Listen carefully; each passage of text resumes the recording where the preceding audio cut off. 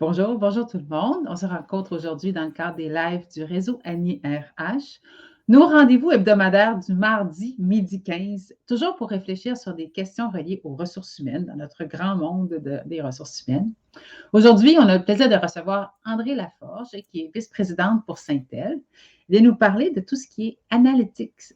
Alors, les données, notre façon de gérer stratégiquement nos informations RH. Hey, bonjour André. Bonjour Annie. Hey André, comme on a 15 minutes Oui, pour rentrer directement dans le sujet, on veut savoir, nous sommes en 2023, on tente ou on a des tableaux de bord ressources humaines dans nos organisations. Qu'est-ce qu'il devrait y avoir sur nos tableaux de bord? bon. C'est certain qu'il y a tout le temps les mêmes indicateurs qu'on voit sur nos tableaux de bord, mais étant donné ce qui s'est passé dans les dernières années, c'est peut-être le bon moment pour se dire, ben, OK, il y a peut-être des choses qui m'échappent. Qu'est-ce que je devrais mettre sur mon tableau de bord? Moi, j'ai 5 domaines, là, peut-être qu'il faut commencer à regarder plus en détail. Puis le premier, bien entendu, c'est tout ce qui est en lien avec la mobilisation et l'engagement des employés. Donc, c'est d'avoir un indicateur qui sont en lien avec ça, comme par exemple le taux de mobilisation. Ça va vous venir d'un sondage employé que vous faites. Et le sondage, s'il est bien fait, devrait vous sortir un indice ou un taux de mobilisation. Et ce taux-là devrait apparaître sur votre tableau de bord.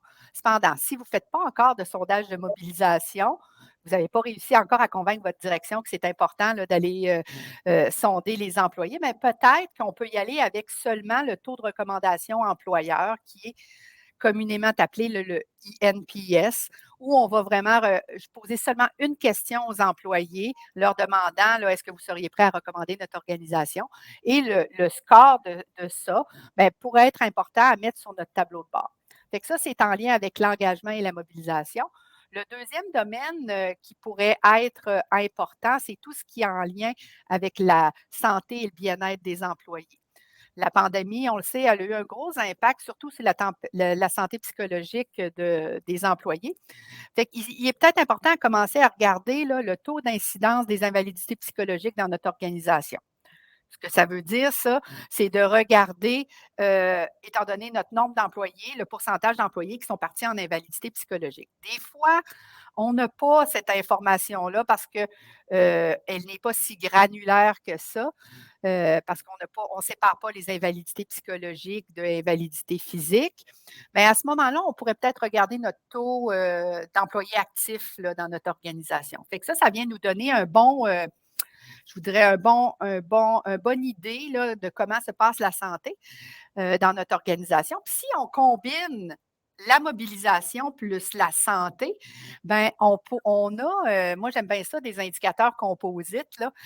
Ça nous donne une belle indice de notre santé organisationnelle. Fait qu'on a notre mobilisation plus la santé psychologique. Si on combine les deux indicateurs ensemble, ça nous donne un bon indice là, de la santé, un bon indice de santé organisationnelle. Le troisième domaine où ça serait peut-être important, c'est le roulement et la rétention. Tout le monde, je vous dis, quand je dis tout le monde, là, la dernière statistique que j'avais, c'était à peu près 90 des organisations suivaient le taux de roulement.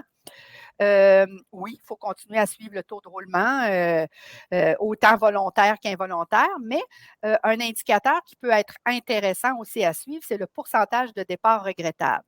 Ça, ce que ça fait, le pourcentage de départ regrettable, c'est on prend nos démissions et on regarde les démissions qui sont vraiment regrettables pour l'organisation. Des fois, il y a des gens qui démissionnent, puis qu'est-ce que tu veux, ça donne bien. Hein? Donc, là, en regardant le pourcentage de départ regrettable, on vient comme un peu dédramatiser le taux de démission. Plus notre pourcentage de départ regrettable est bas, bien mieux c'est. Sinon, ensuite, l'autre domaine, c'est l'acquisition de talent. L'acquisition de talent demeure encore un domaine très chaud dans les équipes RH. Et là, on suit habituellement les délais d'embauche, les coûts par embauche, mais un indicateur qui vient vraiment mesurer le travail et la performance d'une équipe d'acquisition de talent, c'est l'indice de qualité d'embauche. Donc, ça, c'est vraiment un indice où on vient regarder la rétention au bout d'un an. Donc, on regarde le taux de rétention au bout d'un an, la performance des nouveaux employés, ainsi que la satisfaction de l'employé vis-à-vis son nouvel emploi. Donc, on combine ces 3 indicateurs-là ensemble pour en faire un indicateur composite qui est l'indice de qualité d'embauche. Donc, ça veut dire qu'il faut avoir un sondage d'accueil où on vient regarder est-ce que mon employé est heureux dans son nouveau poste? On a une évaluation de performance qui est faite où on vient déterminer au bout peut-être de la période de probation ou peut-être au bout d'un an, la première évaluation de performance, la performance et le taux de rétention. On combine ça ensemble. Bon, certaines organisations ne font pas d'évaluation de performance et certains autres ne feront pas de sondage d'accueil. À ce moment-là, un bon indicateur, c'est le taux de rétention des nouveaux employés. Fait que voilà en gros. Et finalement, le dernier indicateur ou domaine où ce que ça serait important d'avoir des indicateurs de performance, c'est au niveau de la diversité, équité et inclusion. OK? Ça, dans les dernières années, ça a pris beaucoup plus d'importance. C'est sûr, une petite organisation, on va mettre moins d'impact là-dessus, mais c'est vraiment prouvé que la diversité dans une organisation, ça vient aider beaucoup à la mobilisation et à la performance. Donc, c'est peut-être important, même si on est petit, à commencer à regarder nos indicateurs de diversité, équité et inclusion. Et un simple à regarder, c'est vraiment le taux de diversité des gens qui sont en gestion. Ou on pourrait regarder le taux de diversité des gens qui sont dans des postes de haute direction. Fait que ça, bien entendu, il faut avoir cette donnée-là. Ce n'est pas une donnée qu'on collecte tout le temps, OK, dans les systèmes RH. La seule diversité qu'on va avoir, c'est la diversité de genre homme-femme. Mais si on peut collecter l'information au niveau de la diversité, autant minorité visible, handicap, provenant d'origine autochtone, si on est capable d'avoir cette information-là et de publier notre indicateur, ça devient super intéressant et de voir la progression d'année en année de cet indicateur-là.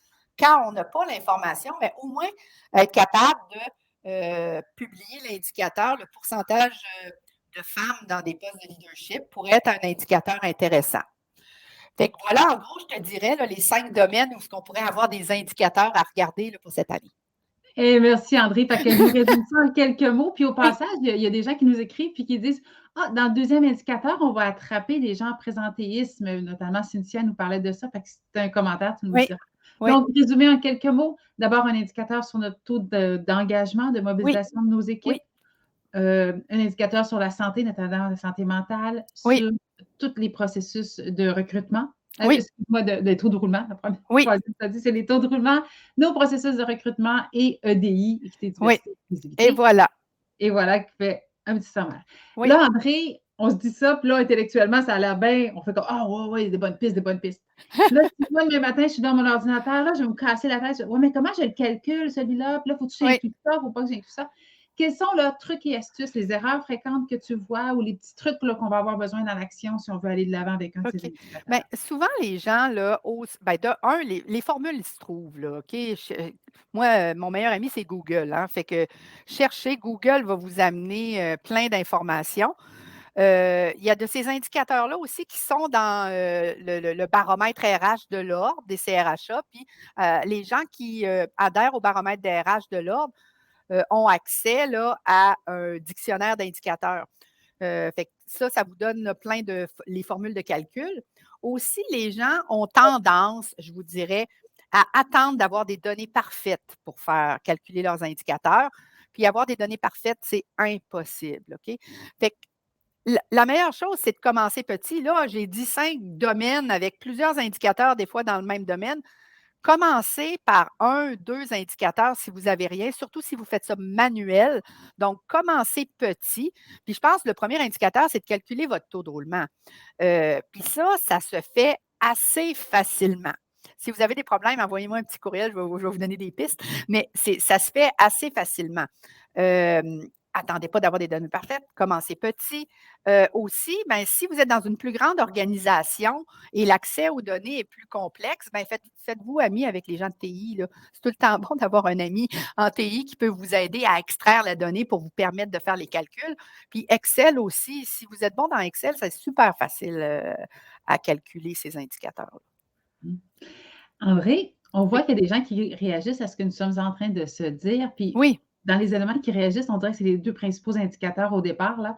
On nous parle, comme on disait tantôt, est-ce qu'on garde un œil sur le présentéisme? Si on fait juste valider la santé physique, la santé mentale, on dirait qu'on échappe un morceau. Puis l'autre chose, mi-santé, mi-mobilisation, on nous parle aussi de santé psychologique, de sécurité psychologique. Céline qui apporte ce bon point dans la discussion. Elle nous dit, est-ce que ça se mesure? Est-ce qu'on a des indicateurs là-dessus? Est-ce que ce serait La pertinent sécurité, ouais. d'essayer? La sécurité psychologique, la seule façon que je le verrais qui serait mesurée, ça serait par une question dans un sondage, OK? Un sondage sur l'expérience employée où vous avez des questions qui sont vraiment en lien avec la sécurité psychologique parce que je ne vois pas à travers des données dans des systèmes RH qui pourraient nous permettre de calculer un indicateur. Tandis que le taux là, d'incidence de l'invalidité psychologique ou le taux de personnes actives dans mon organisation, c'est toute de la donnée que moi j'appelle la donnée passive qui se retrouve dans vos systèmes. Tandis que pour la sécurité psychologique, je ne vois pas quelles données on pourrait aller chercher si ce n'est de la donnée plus active comme de la donnée de sondage. Merci, André. Donc, ce que tu es en train de nous dire, c'est qu'on commence petit, même si nos informations ne sont pas parfaites, c'est pas grave, même si c'est Oui, partiellement parfait, on y va de oui, l'avant. oui, Puis si on ne sait pas par où commencer, taux de roulement. C'est notre oui, première bouée oui, là, sur laquelle on peut s'attraper. C'est pas oui, si difficile que ça à oui, calculer, puis les données, elles sont disponibles. Fait que, oui. habituellement, on y arrive. Oui, exactement. Puis, tu sais, puis je dirais la première étape, puis je dis ça souvent, là, c'est de connaître votre nombre d'employés, votre nombre d'embauches, puis votre nombre de départs. OK? Ça, que ce soit petit ou très grand. Puis quand tu es très grand, c'est pas si évident. Tu sais, c'est quoi un employé, là? Les gens ont bien de la misère à avoir c'est quoi un employé. C'est quoi la définition? Donc, de bien définir c'est quoi qu'on appelle un départ. Parce que des fois, les gens me disent, écoute, on fait une mise à pied pour manque de travail. Est-ce que je rentre ces gens-là dans mes départs? Tu devrais les rentrer dans tes départs, mais c'est un départ involontaire, donc ça va compter dans ton taux de roulement involontaire. Ça ne comptera pas dans ton taux de roulement volontaire, mais oui, ça va rentrer dans ton taux de roulement total. Donc, c'est d'avoir vraiment les bonnes définitions, puis être à l'aise avec les définitions. Et si on a notre nombre d'employés, notre nombre d'embauches, notre nombre de départs, déjà là, il y a quelques indicateurs en combinant ça qu'on est capable de venir calculer. Mmh. Tu nous diras comment tu réagis à ça, André, mais moi, souvent, ma perception, c'est la constance. Tu sais, par exemple, des gens diront, les départs à la retraite, dois-je les inclure ou pas? Mes départs en congé maternité, dois-je les inclure ou pas? Ultimement, là, c'est d'être constant pour être capable de se comparer d'une fois à l'autre. Il n'y a pas nécessairement une bonne ou une mauvaise réponse. C'est en plein ça, Annie, là. C'est de calculer tout le temps de la même façon et pourquoi? Pour pouvoir se comparer. Puis en même temps, il ne faut pas avoir peur de présenter des mauvais résultats, puis de se dire: «Ah ben là, si j'enlève mes départs à la retraite, mon taux va baisser, ça va mieux paraître». Non, il ne faut pas faire ça, là. Tu sais, il faut le calculer toujours de la même façon et de se dire: «Bon, ben voilà l'état de la situation. Maintenant, comme RH, qu'est-ce que je fais avec cette situation-là?» C'est à ça que ça sert, les indicateurs. Il faut que ça soit vu comme un point de départ pour l'amélioration.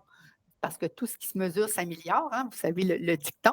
Donc, il faut que ça serve à ça. C'est un outil, l'analytique, les indicateurs, pour vous aider à améliorer autant la performance de votre organisation, que ce soit la performance individuelle, la performance d'équipe ou la performance organisationnelle. L'analytique, ça sert à améliorer l'expérience employée, surtout quand on regarde tout ce qui est en lien avec les sondages, donc la satisfaction des employés, le bien-être, la culture organisationnelle.